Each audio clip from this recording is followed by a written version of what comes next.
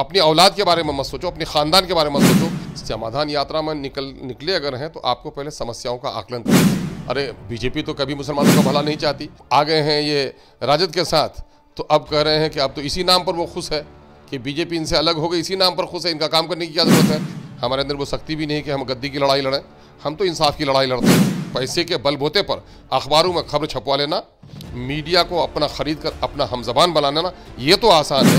एक आखिरी सवाल अख्तर उल ईमान साहब, आप इस वक्त राजधानी पटना में हैं और आपके यहाँ मुख्यमंत्री नीतीश कुमार घूम रहे हैं, तो क्यों नाराज़गी इतनी है कि आप अपने क्षेत्र से भी यहाँ चले आए? नहीं, सवाल ये पैदा होता है, उसको न नेता से मिलना है न जनता से उसको मिलना है, उसको अपने पदाधिकारियों से मिलना है। तो अपने पदाधिकारी का, और चूंकि बेचारे बयान दे दिए थे कि हमको बिहार का हमको दर्शन करना है, समस्याओं को देखना है, तो लेकिन इतने पुलिस के पहरे में जा रहे हैं वो, तो समझ में नहीं आती है जनता के नेता हैं या पुलिस और पदाधिकारियों के। बहरहाल उनको जाना चाहिए, गए हैं, हम उसका इस्तकबाल करते हैं। हम एक निवेदन ये करते हैं कि आप समाधान यात्रा में निकले अगर हैं तो आपको पहले समस्याओं का आकलन करना चाहिए, समस्याओं को समझना चाहिए।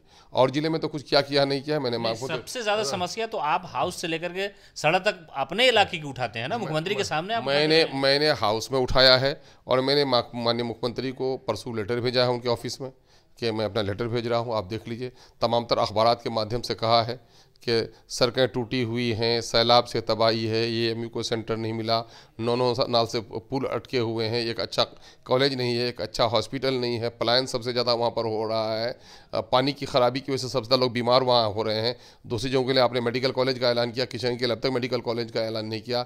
आज भी प्रति व्यक्ति आय सबसे कम है। आप एक तरफ ये कहते हैं कि राजकोष पर सबसे पहला अधिकार अगर किसी का है तो आपदा पीड़ित का है, और आपदा पीड़ित 5000 से ज़्यादा लोग सड़कों पर बसे हुए हैं, आपने उसकी खैरियत अब तक नहीं ली है। आपने कहा है कि इंसाफ के साथ तरक्की करते हैं और कानून का राज चलाते हैं, तो न कानून का राज चल रहा है न इंसाफ के साथ तरक्की।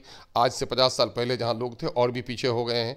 प्रति व्यक्ति आय अगर पूरे बिहार में कहीं कम है और सबसे ज़्यादा कहीं पलायन है, सबसे ज़्यादा कहीं बाल मजदूरी है, तो वो इलाका सीमांचल का है। इसलिए मैंने सीमांचल के समुचित मसाइल को आकलन करके हमने उन्हें लेटर भी दिया है, अखबार के माध्यम से भी मैंने गुजारिश की है कि आप इनको देखें। अगर वाकई आप समस्याओं के समाधान चाहते हैं तो समस्याएं हमने आपके पास रख दी हैं। अब तो यही कहा जा रहा है ना कि गठबंधन की सरकार है, 2 बड़ी सेकुलर पार्टियां एक साथ हैं, मुसलमानों को फिक्र करने की जरूरत नहीं, तो आप क्यों फिक्रमंद हो रहे हैं? इनकी बातों पे न जाओ, वो क्या कहता है, उनके कदमों की तरफ देख के वो किधर जाता है।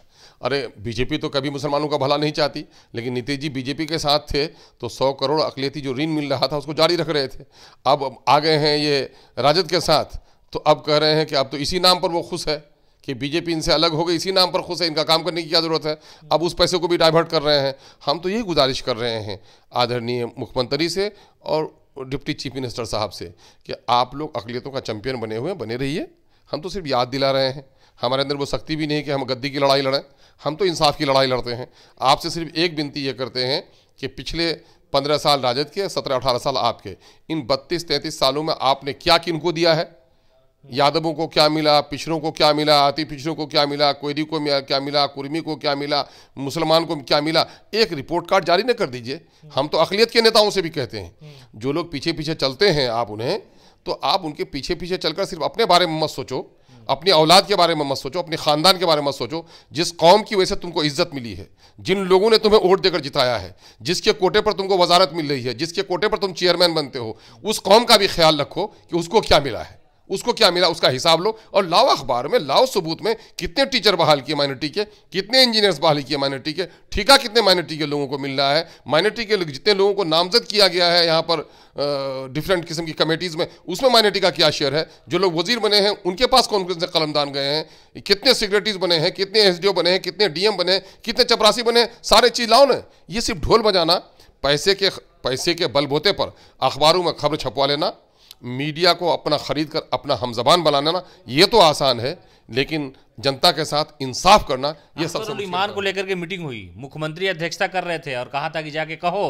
कि अख्तर उल ईमान बीजेपी का एजेंट है। उलमा थे उसमें, मसाजिद के इमाम थे, सबको कहा कि जाके बोलो कि बीजेपी का एजेंट है। यही सब बात जाके समझाओ। अब वो क्या करना चाहते हैं, क्या कर रहे हैं, हमको उससे कोई परवाह नहीं।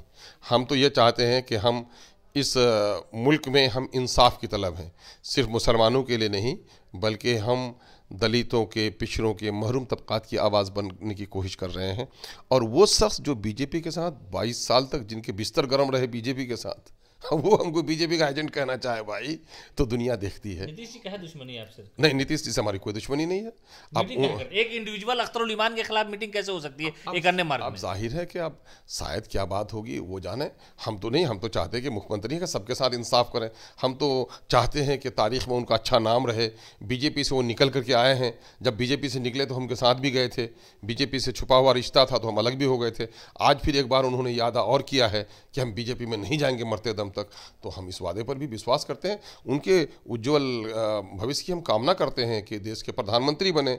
बिहार का कोई बेटा अगर प्रधानमंत्री की लड़ाई लड़ता है तो हमें उसका साथ देना चाहिए। हम तो उनके लिए अच्छी ख्वाहिशात रखते हैं, लेकिन न जाने क्यों अगर अख्तरुल ईमान से दुश्मनी है तो अख्तरुल ईमान का ज़ाती फ़र्द का मामला नहीं है, व्यक्ति का मामला नहीं है। अख्तरुल ईमान जिस मिल्लत के लिए, जिस गरीब आबादी के लिए, जिस महरूम आबादी के लिए लड़ाई लड़ता है, असल वो ये चाहते हैं कि वो ये लड़ाई को लड़ना नहीं चाहते हैं, उसका हक नहीं देना चाहते हैं। दुश्मनी अगर मेरे से है तो समझ ले उर्दू से दुश्मनी है। अख्तरुल ईमान से दुश्मनी है तो अक़लियतों के मसाइल से दुश्मनी है। अगर अख्तरुल ईमान से कोई दुश्मनी करता है तो सीमांचल के लोगों से दुश्मनी करता है, क्योंकि अख्तरुल ईमान इन्हीं चीज़ों की वकालत करता है। तो ये थे हमारे साथ अख्तरुल ईमान, जिनका कहना है कि बाबा ने जो बयान दिया है वो एक तरह से समझिए कि दिमागी जो दिवालियापन है उसकी वजह से ऐसे लोगों को बाबा कहना भी मुनासिब नहीं है, इसलिए कि नफरत फैलाने वाले लोग हैं। इस्लाम एक ऐसा मज़हब है जो अमन की तालीम देता है। साथ ही साथ उन्होंने मुख्यमंत्री नीतीश कुमार के बारे में भी कहा कि अगर वो सीमांचल के दौरे पर हैं तो लोगों से मिले, जो तकलीफ़ हैं उस इलाके की जनता की जो परेशानियाँ हैं उससे हम अवगत करा चुके हैं उनको। मेडिकल कॉलेज की हमारी मांग है। साथ ही साथ उन्होंने कहा कि अगर कोई हमसे दुश्मनी करता है तो सियासी तौर पर कर सकता है, लेकिन हम गरीब, पसमानदा और दलितों की आवाज़ उठाते रहेंगे।